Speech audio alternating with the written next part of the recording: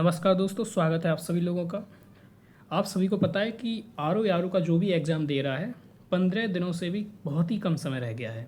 तो ऐसे में अब आप सब कुछ टॉपिक मत पढ़िए, सारी चीज़ों को मत पढ़िए। आप सिर्फ उन्हीं टॉपिक्स को पढ़िए जो सबसे ज़्यादा क्वेश्चन आते हैं। जैसे कि आपका सेंसस हो गया, ठीक है, आपकी IFSR रिपोर्ट हो गई, ठीक है, फॉरेस्ट सर्वे रिपोर्ट।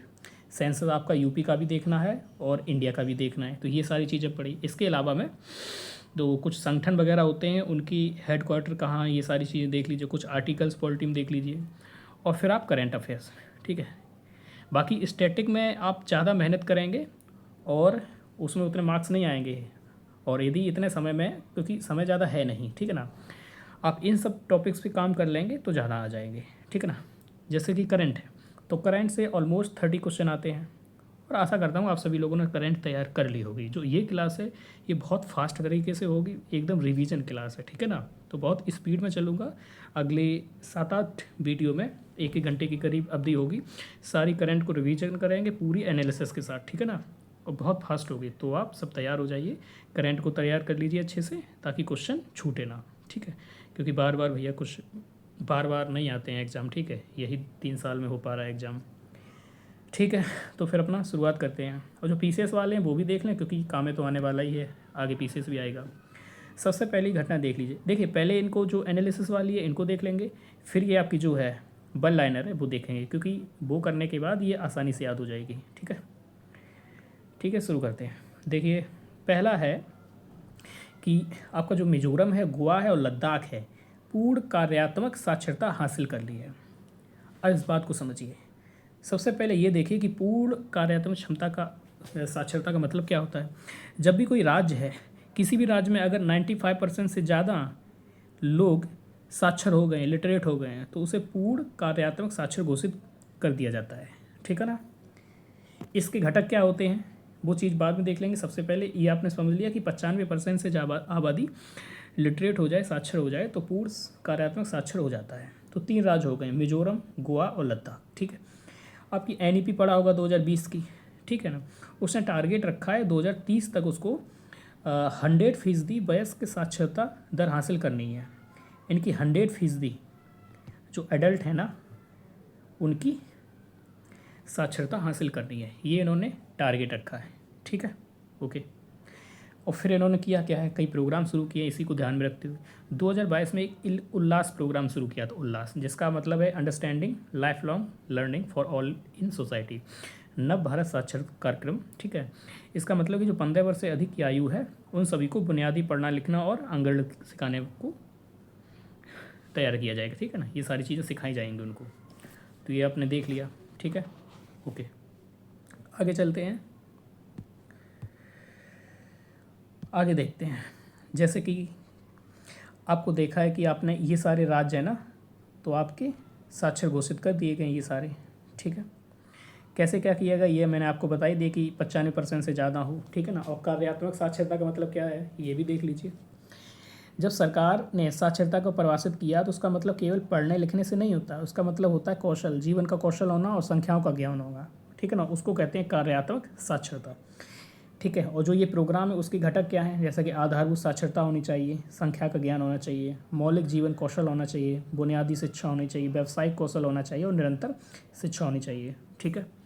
और जो उल्लास प्रोग्राम है, ठीक है ना, जो उल्लास प्रोग्राम है, इसी के तहत ये राज्य ने कार्यात्मक साक्षरता हासिल की है, ठीक है। इससे पहले आपको बता दें, जो आपका केरल राज्य था, केरल तो पूर्ण रूप से 100% साक्षर घोषित हो गया, लेकिन 19वीं दशक के समय ही हो गया था, नहीं, ठीक है ना, इसके बाद में हो गया था। लेकिन फिलहाल में जो उल्लास प्रोग्राम 2022 में जो लॉन्च किया गया है, उसके तहत आपका पहला राज्य मिजोरम हुआ है, ठीक है। उसके बाद में गोवा है दूसरा राज्य, ठीक है, और त्रिपुरा है तीसरा राज्य, याद रखना। जो लद्दाख है ये UT है, ये 2024 में ही हो गया था, क्लियर, ओके। तो इस तरह से आपने देखा, ठीक है। दूसरी खबर देखिए, दूसरी संविधान हत्या दिवस। तो ये संविधान हत्या दिवस जो है आपका, जो पता है कि आपको 25 जून की डेट थी। इस दिन को देश में राष्ट्रीय आपातकाल घोषित किया गया था, आर्टिकल 352 का प्रयोग किया गया था इंदिरा गांधी ने, ठीक है। तो उसी तारीख को संविधान हत्या दिवस ये NDA गवर्नमेंट ने घोषित किया है। अब क्या है इसके पीछे चीज़ें, उनको भी देख लीजिए, ठीक है, सबसे पहले संविधान का भाग 18 है, उसमें उल्लेख है, ठीक है ना, आपातकाल का। आर्टिकल 352 से लेकर 360 तक, 3 आर्टिकल मेन इंपॉर्टेंट है, 352, 356, 360, ठीक है। 352 के तहत राष्ट्रीय आपातकाल घोषित किया जाता है। अभी तक 3 बार लगातार देश में। कब? एक इंडिया चाइना का वॉर हुआ था 62 में, और 68 तक लगा रहा था। उसके बाद दूसरा इंडो पाकिस्तान हुआ था 71 में, तब लगाया गया था जब बांग्लादेश बन गया था, ठीक है ना। और एक 25 जून को आंतरिक अशांति के आधार पर लगा गया था, ठीक है ना, इंटरनल डिस्टर्बेंस। और ये दोनों ही बाद में 77 में समाप्त किए गए थे। ये चीज़ें देख लीजिए, स्टैटिक हैं। बाकी 25 जून 2025 को संविधान हत्या दिवस पर लोकतंत्र के रक्षकों को श्रद्धांजलि दी गई, यानी कि इस तारीख को मनाया गया। आपको याद होगा कि 2024 में 11 जुलाई को जो केंद्रीय गृह मंत्रालय, उन्होंने ये अधिसूचना जारी की थी कि इस दिन को हम संविधान की आत्महत्या संविधान की हत्या दिवस के रूप में मनाया जाएगा। क्लियर? तो ये सारी चीज़ें आप देख लीजिए, और ये पहला मनाया गया है 25 जून को, ठीक है। इसका सही मतलब यही है कि 25 जून को आपातकाल घोषणा की गई, और वहाँ की सरकार जो थी इंदिरा गांधी की, सत्ता का दुरुपयोग किया। तो लोगों को बताना है कि ऐसा आगे ना हो पाए, इसलिए उनको जागरूक करने का उद्देश्य था, ठीक है। अब एक चीज़ आ रही है कि हैदराबाद मुक्ति दिवस कब मनाया जाता है। तो देखिए, हैदराबाद में आपको पता है निज़ाम का शासन था, ठीक है ना। ओके, तो इसमें क्या किया गया, पुलिस कार्रवाई की गई थी, उसके बाद में आज़ाद करा लिया गया था। तो ये 17 सितंबर को आज़ाद हुआ था। ऑपरेशन चला था एक, ऑपरेशन पोलो, ठीक है ना, OPP, ऑपरेशन पोलो चलाया गया, तो उससे इसे आज़ाद कराया गया था, ठीक है। ये देखिए 17 सितंबर 1948, ऑपरेशन पोलो, ठीक है।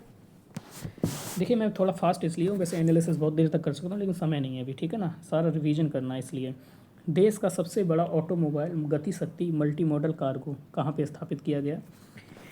देखिए, मल्टी मॉडल कार्गो टर्मिनल क्या होता है, वो एक ये जगह होती है जहाँ पे आपके रोड के माध्यम से, रेलवे के माध्यम से, एयर के माध्यम से आपका सभी सामान जो होता है एक स्थान से दूसरे स्थान तक ले जा सके, ठीक है। तो अभी हाल ही में 2025 को, जून 2025 में केंद्रीय रेल मंत्री आपके अश्विनी वैष्णव हैं, उन्होंने हरियाणा के गुरुग्राम जिले स्थित Maruti Suzuki India limited Manesar संयंत्र में देश के सबसे बड़े ऑटोमोबाइल गति शक्ति मॉडल कार्गो टर्मिनल का उद्घाटन किया है। क्लियर? इतना याद रखना है, इसकी जो क्षमता है इतनी है, इतने वाहनों को एक जगह से दूसरे स्थान पे भेजा जा सकता है। और ये एक एग्जाम्पल है किस चीज़ का, PM गति शक्ति राष्ट्रीय मास्टर प्लान 2021 में लॉन्च किया गया था, और उसी को आगे बढ़ाते हुए मल्टी मॉडल लॉजिस्टिक हब बनाया गया, ठीक है। किसने किसने बनाया, तो आपका जो रेल मंत्रालय है ना, HRIDC, और राज्य सरकार है, और मारुति सुजुकी के संयुक्त सहयोग से इनको बनाया गया, ठीक है। अगला देखिए, ये तो आपने पढ़ा ही होगा, सभी ने देखा है कि इतनी बड़ी विमान दुर्घटना हुई भारत में। देखिए, इससे कुछ चीज़ें ऐसी इंपॉर्टेंट हैं जो आपसे पूछी जा सकती हैं, सिर्फ आपको उनको ध्यान में रखना है, ठीक। क्या क्या, पहले तो ये, इसका नाम क्या था, तो एयर इंडिया की उड़ान जो थी उसका नाम था AI-171 Boeing company 787-8 dream liner, ठीक है, इतना याद रखना है। दूसरा, ये अहमदाबाद से, ठीक है, टेक ऑफ हुआ और लंदन गेटविक जा रहा था, बीच में ही क्रैश हो गया, ठीक है ना। इसका नाम देख लिया, ये देखिए पूरा नाम है इसका, ठीक है। 242 लोग थे, ठीक है ना, 241 की मृत्यु हो गई, 1 बच गए थे, जिनका नाम था विश्वास कुमार रमेश। ये थे तो भारतीय नागरिक, लेकिन ब्रिटिश मूल के थे, मतलब भारतीय मूल के ब्रिटिश नागरिक, ठीक है ना। सॉरी, 280 से ज़्यादा टोटल मौतें हो गई, क्योंकि जिस अस्पताल पे गिरा था वहाँ भी कई सारे लोग बैठे थे, और इसी में गुजरात के फॉर्मर चीफ मिनिस्टर भी थे विजय रूपाणी, इनकी भी मृत्यु हो गई। तो ये इम्पोर्टेंट है, देख लीजिएगा। अगला देखिए, एयर इंडिया ड्रीम लाइनर, ये इसके अवशेष अहमदाबाद के BG मेडिकल कॉलेज हॉस्पिटल की इमारत थी, वहाँ पे गिरे। याद रखना, हो सकता है कि हॉस्पिटल का नाम पूछ ले करंट में, एक स्टेटमेंट बना के, उसका नाम है BJ मेडिकल कॉलेज हॉस्पिटल, ठीक है। अब आपसे यहाँ ये पूछ सकता है कि जैसे कि इतने भारतीय थे, 53 ब्रिटिश थे, और इतने पुर्तगाली थे, 7, 1 कनाडाई, तो हो सकता है आपसे ये पूछ ले कि कनाडाई ज़्यादा थे या पुर्तगाली ज़्यादा थे या ब्रिटिश, तो ब्रिटिश ज़्यादा थे, ठीक है। सॉरी, भारत के नागर विमानन महानिदेशालय DGCA, ठीक है ना, ये इसकी जांच कर रहे हैं, ठीक है ना। नाम पता ही है आपको। 2011 में इसको वाणिज्यिक सेवा में शामिल किया गया था, बोइंग 787, ठीक है, याद रखिएगा। ओके, अगला है कि जो लोग हताहत हुए, जिनकी मतलब मृत्यु हुई है, उनके परिवार वालों को 25 लाख रुपए देने की घोषणा की गई थी एयर इंडिया द्वारा। और जो टाटा सन्स जो इसकी मूल कंपनी है, उसने 1 करोड़ की ऑलरेडी घोषणा कर रखी थी, ठीक है। तो ये भी आपको याद रखना है। अगली चीज़ें, अगली कुछ ये दुर्घटनाएं और हुई हैं भारत में, उनको थोड़ा सा देख लीजिए। बहुत ज़्यादा इम्पोर्टेंट नहीं है, लेकिन फिर भी एक बार देख लीजिए। 96 में हुआ था एक चरखी दादरी मध्य आकाश टक्कर। 2 एरोप्लेन एक दूसरे की तरफ से आए, टकरा गए, इतने लोग मारे गए, 349। एक 1985 में एयर इंडिया था, बम कांड हुआ था। ये आपका जो अटलांटिक महासागर है, तो मॉन्ट्रियल से चला कनाडा के, लंदन और दिल्ली मुंबई आना था। ये अटलांटिक में विस्फोट हो गया और इतने लोग मारे गए, ठीक है। 1978 में एयर इंडिया मुंबई में दुर्घटना हो गई थी, ठीक ना, समुद्र में गिर गया था और इतने सारे लोग मारे गए। 2010 में एक मैंगलुरु में दुर्घटना हुई, ठीक है ना, लैंडिंग करते समय 180 लोग मारे गए, ठीक है ना। एक ये टेक्नोलॉजी इंपॉर्टेंट है, काफ़ी चर्चा में। फ्लाइट रिकॉर्डर क्या होता है? इसे ब्लैक बॉक्स कहते हैं, ठीक है।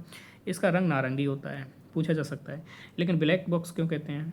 पहले इसका रंग ब्लैक हुआ करता था, लेकिन बाद में नारंगी कर दिया गया ताकि दूर से ये दिख जाए, ठीक है। इसमें सारी जानकारी होती है, कार्ड बताए जाते हैं आखिर में उस समय कैसे क्या हुआ, यानी कि उसकी स्पीड क्या थी, फ्यूल कितना था, क्या कितना था, सब पता चलता है।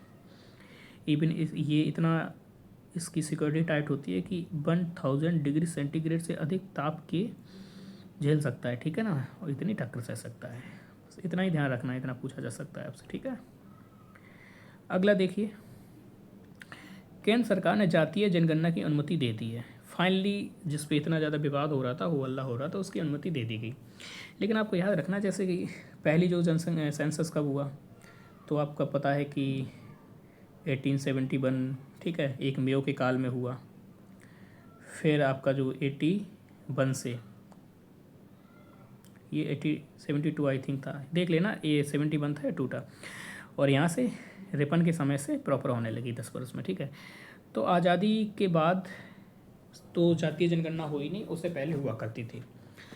हालांकि 1941 में भी सेंसस हुआ था, उसमें भी जातीय जनगणना थी, लेकिन उनका डेटा प्रस्तुत नहीं किया गया था। उस समय वॉर वगैरह शुरू हो गया था, वर्ल्ड वॉर, तो वो नहीं आया था, ठीक है ना।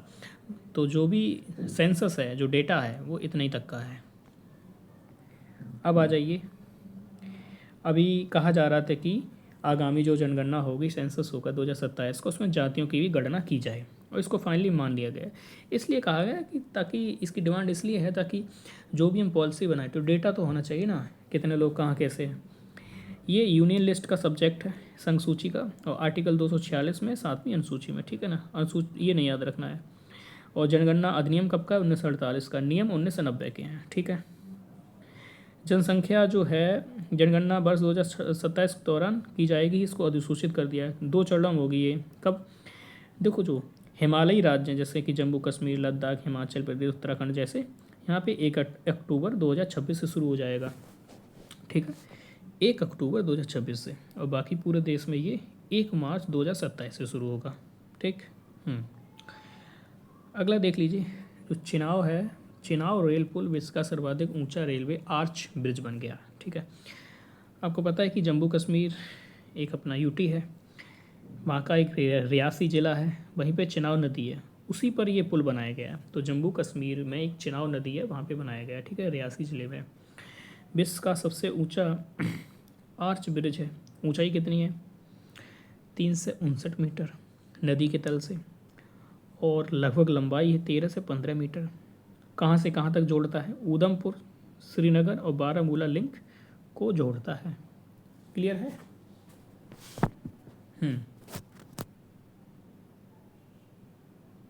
ओके। इसको जो बनाया गया है कि जैसे कि इसमें ये कहा गया कि अगर भूकंप 8 रिएक्टर स्केल पे आएगा तो भी उसको झेल सकता है, और 260 किलोमीटर प्रति घंटे की रफ्तार से तेज़ हवाएं चल रही हैं तो भी बना रह सकता है। 120 वर्ष का कहा गया रहेगा, ठीक है। कुछ और चीज़ें हैं महत्वपूर्ण, किस किसने बनाया है। देखो मोदी जी ने तो इसका अनावरण किया है, क्लियर, मोदी जी ने इसका अनावरण किया है। लेकिन ये जो बनाया है तो किसने बनाया है, एक है कोकण रेलवे कारपोरेशन, ठीक, दूसरा आईआईटी और तीसरे डीआरडीओ, ठीक है ना। कोकण रेलवे कारपोरेशन, आईआईटी और डीआरडीओ।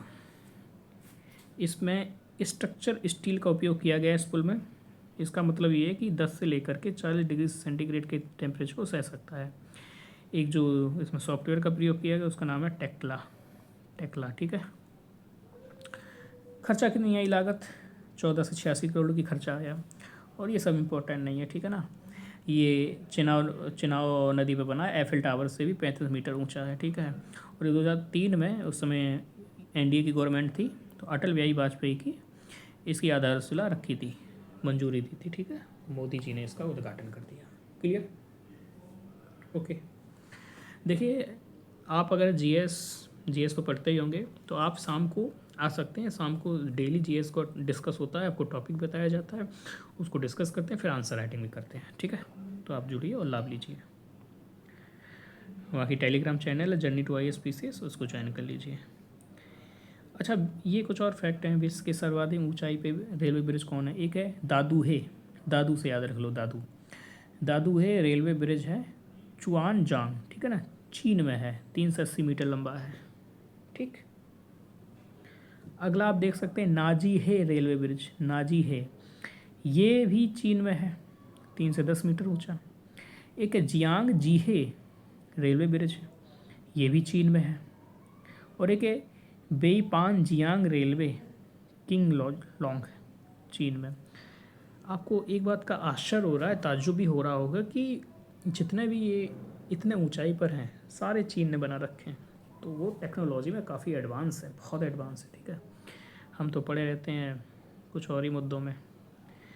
घाटमपुर ताप विद्युत परियोजना इकाई, ये क्या है, देखिए जो घाटमपुर ताप विद्युत परियोजना है, इसको उत्तर प्रदेश के कानपुर ज़िले में स्थापित किया गया है, ठीक है, कानपुर में किया गया है, ठीक है, उत्तर प्रदेश के।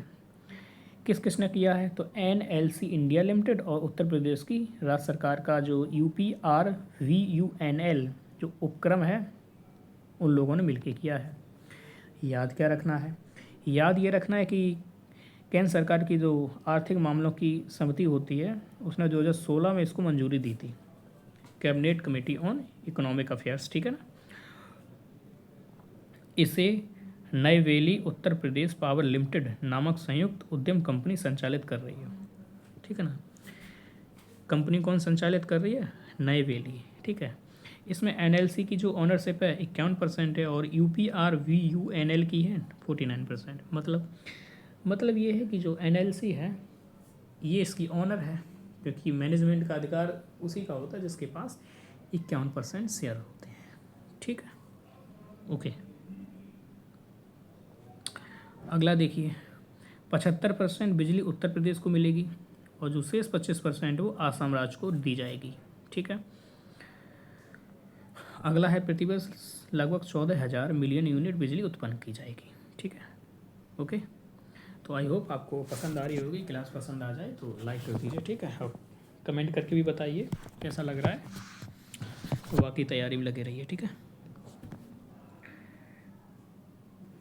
आगे देखिए, अगली देखिए, लोक माता देवी अहिल्याबाई महिला सशक्तिकरण महासम्मेलन 2025। लोक माता देवी अहिल्याबाई महिला सशक्तिकरण महासम्मेलन 2025। देखिए नरेंद्र मोदी जी ने, प्रधानमंत्री मोदी ने मध्य प्रदेश की राजधानी भोपाल में लोक माता देवी अहिल्याबाई महिला सशक्तिकरण महासम्मेलन में भाग लिया। यानी कि भोपाल में अहिल्याबाई महिला सशक्तिकरण सम्मेलन हो रहा था। ये वहाँ की मालवा की एक प्रसिद्ध महारानी थी, उनका नाम था देवी अहिल्याबाई। उनकी 300वीं जयंती है, उस संदर्भ में हुआ, ठीक है, उस उपलक्ष्य में, ओके। इम्पोर्टेंट क्या है, देखिए इसमें प्रधानमंत्री ने देवी अहिल्याबाई को समर्पित एक स्मारक डाक टिकट जारी किया है, ठीक है। दूसरा 300 रुपये का एक विशेष स्मारक सिक्का भी जारी किया है, ठीक है। अगला है कि इसको जो सिक्का जारी किया वो कोलकाता टकसाल है उसने डाला था। ये सब चीज़ें याद नहीं रखनी, मैंने याद रखनी है, ठीक है ना। क्या किया गया, डाक टिकट, और ये 300 रुपये का किया गया है, 200 रुपये किया गया, ये याद रखना। ये तो एक्स्ट्रा इन्फॉर्मेशन है, देख लीजिए। और इस तरह के राष्ट्रीय देवी अहिल्याबाई पुरस्कार भी प्रदान किए श्री नरेंद्र मोदी ने। अगला, और ये पुरस्कार पहला किसको मिला है, ये डॉक्टर जयमती कश्यप को दिया गया है, ठीक है। एक जनजातीय कलाकार हैं। देवी अहिल्याबाई होलकर का जन्म 1725 को वर्तमान महाराष्ट्र के अहमदनगर जिले में हुआ था, ठीक है। इतना याद रखना, अहमदनगर जिले में हुआ था। और जिनका शासन किया था 1767 से 1795 तक, ठीक है। अगली कुछ चीज़ें और हैं, जैसे कि इन्होंने जैसे ही सत्ता संभालते इन्होंने संगीत को, साहित्य को, कला को, उद्योग को खूब विकसित किया था, ठीक है। और साथ ही साथ महिला मुक्ति के लिए इन्होंने बहुत काम किया, जैसे कि शिक्षा महिलाओं को दी, विधवा पुनर्विवाह को बल दिया, बाल विवाह का निषेध किया है ना, ये सारी चीज़ें। एक महिलाओं के नाम से सेना भी बनाई थी, जिसमें महिलाएं ही शस्त्र लेकर शामिल होती थी, आर्मी थी उनकी। और लड़कियों की शादी की न्यूनतम उम्र को बढ़ाया था, पैतृक संपत्ति में अधिकार दिलाने के लिए प्रयास किया, विधवा विवाह का समर्थन, जैसे बहुत सारे काम किए। और प्रधानमंत्री ने इसी उपलक्ष्य में पुण्य श्लोक अहिल्या देवी होलकर महिला स्टार्टअप योजना 2024 में शुरू की थी, ताकि जो भी महिला उद्यमी हैं, एंटरप्रेन्योर हैं, उनको आर्थिक सहायता दी जा सके। इंदौर का जो अंतर्राष्ट्रीय हवाई अड्डा है उसका भी इन्हीं के नाम से रख दिया। दार्शनिक महारानी की उपाधि से जानी जाती हैं, ये निधन हो गया इनका, ठीक है। क्लियर। अगला है ताप्ती बेसिन मेगा रिचार्ज परियोजना, ठीक है। ताप्ती बेसिन मेगा रिचार्ज परियोजना क्या है, देखिए किन किन राज्यों के बीच में ये, आपको जो एमपी है, ठीक है, प्लस आपका महाराष्ट्र, ठीक है। एमपी और महाराष्ट्र के दो राज्यों के बीच में इन लोगों ने समझौता किया, बनाया। उद्देश्य क्या है, उद्देश्य ये है कि जो जल संकट है, ठीक है, उससे निपटना है कैसे भी। अब क्या करना है तो देखते हैं, ठीक है।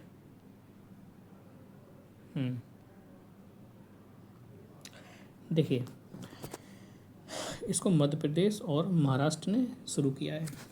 इसका सीधा मतलब है कि जैसे ग्राउंड वाटर बहुत कम होता जा रहा है, इससे सिंचाई भी नहीं हो पा रही, समस्या आ रही है, और पेयजल की आपूर्ति में समस्या आ रही, तो इसको ही देखना है, ठीक है ना, टैकल करना है। तो उसमें जो महाराष्ट्र के मुख्यमंत्री हैं देवेंद्र फडणवीस, इन्होंने साइन किए, और मध्य प्रदेश के जो मोहन यादव हैं, इन लोगों ने इस पर साइन किए हैं, ठीक है, एग्रीमेंट पे। इसका उद्देश्य पता ही है कि ताप्ती नदी की 3 धाराओं का विकास कर अतिरिक्त वर्षा बल को भूजल पुनर्भरण किया जाएगा, यानी कि जो भूमि होती है उसको रिचार्ज किया जाएगा, उसको जल दिया जाएगा दोबारा, ठीक है। ये मतलब होता है इसका, ठीक है। इसीलिए ताप्ती बेसिन मेगा रिचार्ज परियोजना को अधिकारियों द्वारा विश्व की सबसे बड़ी भूजल पुनर्भरण योजना कहा गया, ये देखिए, ठीक है।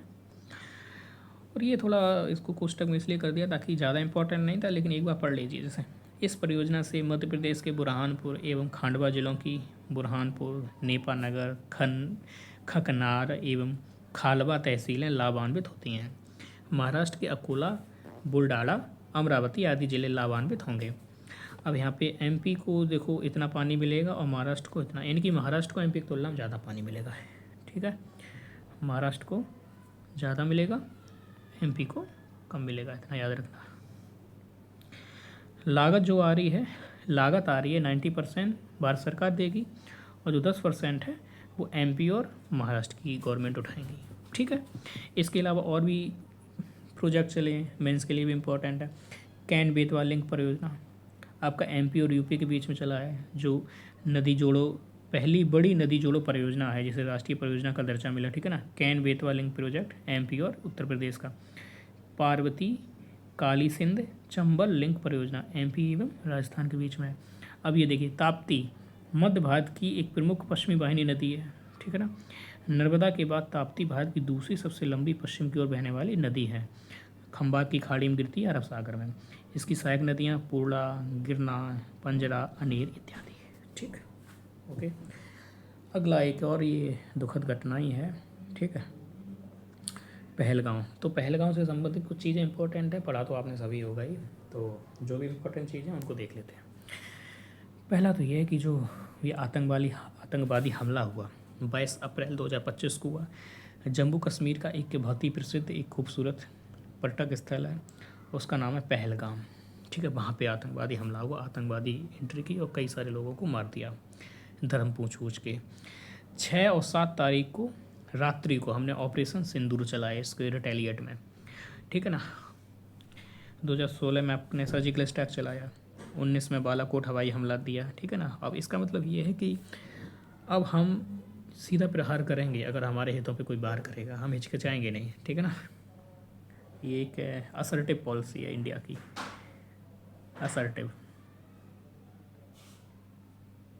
Assertive foreign policy. ठीक है, ओके। देखिए इसमें ये टाइमिंग बताया है कि 2-2:30 बजे थे दिन के, ये सब इम्पोर्टेंट नहीं है, आपको देखना है कि अनंतनाग ज़िला था, पहलगांव जगह थी और एक बैसेरन घाटी थी, ये याद रखना, बैसेरन घाटी। ठीक है, यहाँ पे गोलियाँ चली और धार्मिक पहचान को पूछकर हमलावरों ने गोली मारी। ठीक है ना,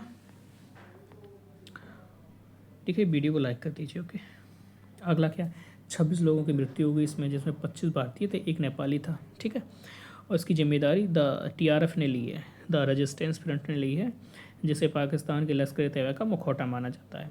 फिर भारतीय जो सुरक्षा एजेंसी है 4 आतंकवादियों को नोटिफाई किया है, तो ये इस तरह से देख सकते हैं आप।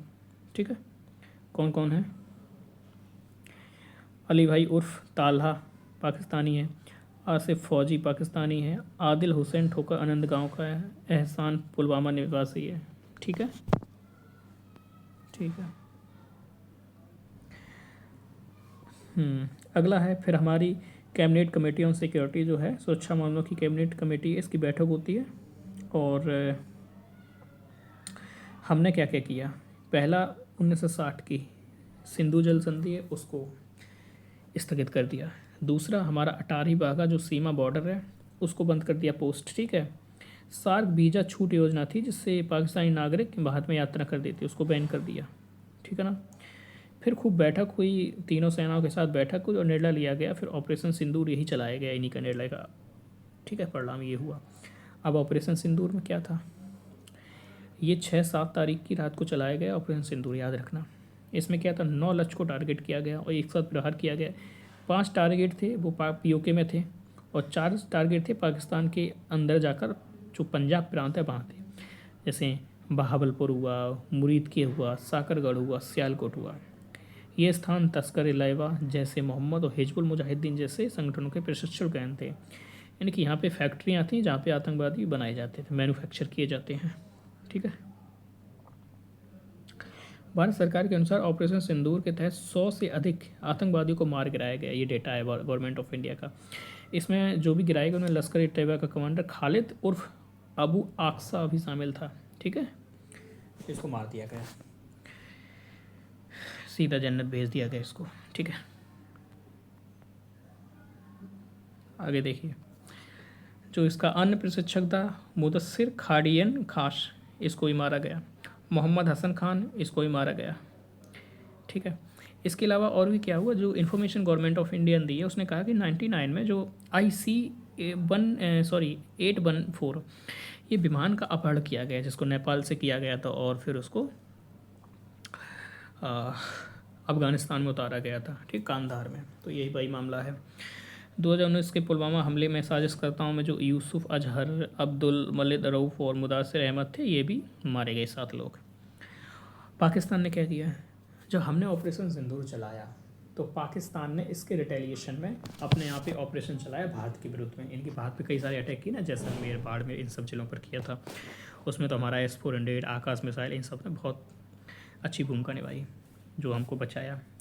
तो उसका नाम था ऑपरेशन का बनियान अल मरसूस, याद रखना। ऑपरेशन सिंदूर सभी को याद है, पाकिस्तान ने कौन चलाया, तो ये याद रखना कि पाकिस्तान ने ये चलाया, बनियान अल, ठीक है, मरसूस। हमारे यहाँ के भी इतने लोग शहीद हो गए। फिर क्या हुआ, फिर शाम को बात होती है और इन लोगों ने क्या किया, DGMO है पाकिस्तान की कासिफ अब्दुल्ला, इम्पोर्टेंट नहीं है, इन्होंने हमारे यहाँ के जनरल हैं, तो DGMO ये राजीव गही, इनसे बात की हॉटलाइन पे और कहा कि सीज फायर कर लीजिए प्लीज। फिर पूरे वैश्विक स्तर पे भी देखा गया तो फिर ये कई वार्ता हुई और 10 मई की रात को युद्ध विराम घोषित कर दिया। यानी कि जमीन, वायु और नौसेना तीनों स्तरों पर सीज फायर कर दिया। ठीक है। अगला, प्रधानमंत्री ने फिर शाम को आए 8 बजे ही आते हैं और फिर बोलते हैं, भाई और बहनों, हमने जवाब भारत की शर्तों पर दिया जाएगा पाकिस्तान को। परमाणु ब्लैकमेल स्वीकार नहीं है। आतंक को षड्यंत्र राज से आपराधिक माने जाएंगे। खून और पानी एक साथ नहीं बहेगा। फिर उन्होंने ये भी कहा कि हमारे ठीक है BSF के जवान थे पूर्णम कुमार 100, इनको पकड़ लिया था पाकिस्तान ने तो इनको भी छुड़ा दिया गया। ठीक है, 14 मई को। ये कुछ फैक्ट हैं, इनको देख लीजिएगा क्या है इसमें। यह है कि 17 मई 2025 को केंद्र सरकार ने ऑपरेशन सिंदूर और भारत की सीमा पर आतंकवाद के खिलाफ जारी लड़ाई के संदर्भ में 7 सर्वदलीय प्रतिनिधिमंडल का गठन किया है। और ये पूरे विश्व में जाएंगे और बताएंगे लोगों के कि हमारा स्टैंड क्या था, हमने क्यों पाकिस्तान के ऊपर वॉर किया। ठीक है। 59 सांसद सदस्यों वाले 7 समूहों में कुल 32 देशों, संयुक्त राष्ट्र सुरक्षा परिषद के सदस्यों सहित प्रमुख साझेदार देश का दौरा करेंगे। ठीक है। जैसे कौन कौन थे, नेतृत्व कौन करेंगे, शशि थरूर कर रहे हैं कांग्रेस से एक चीज़ का, दूसरे का रविशंकर कर रहे हैं भाजपा से, तीसरे का संजय कुमार झा कर रहे हैं JDU से, बैजयंत पांडा कर रहे हैं भाजपा से, कनिमोझी करुणानिधि DMK से, सुप्रिया सुले हैं NCP से, श्रीकांत एकनाथ शिंदे हैं शिवसेना से। तो ये बहुत खूबसूरत पिक्चर है, ठीक है ना, जहाँ पर सभी अपने अपने हितों को छोड़कर राष्ट्र के हितों की बात कर रहे हैं। ठीक है ना, सीधा राष्ट्र की बात कर रहे हैं। ये एक बहुत अच्छा एग्जाम्पल है। ठीक है, ओके। अगला इसमें ये देखिए कि हमने जो टेक्नोलॉजी का यूज किया इस वॉर में वो क्या क्या था। एक था आपका ये डसॉल्ट राफेल का खूब उपयोग किया गया। ठीक है ना, ये देख सकते हैं आप। एक है scalp storm shadow cruise missile. ठीक है, इसका यूज किया गया। एक हैमर का यूज किया गया। ब्रह्मोस क्रूज मिसाइल तो पता ही है आपको, इन दोनों देशों ने मिलकर बनाई थी। ठीक है, हमारी जो ब्रह्मपुत्र है इसकी मोस नदी है, इनको मिला के नाम बनाया। भारतीय सेना ने हथियार कौन से यूज किए, स्काई स्ट्राइकर लोइटिंग म्यूनिशंस ये किया। ठीक है ना, ये देखिए इजराइल।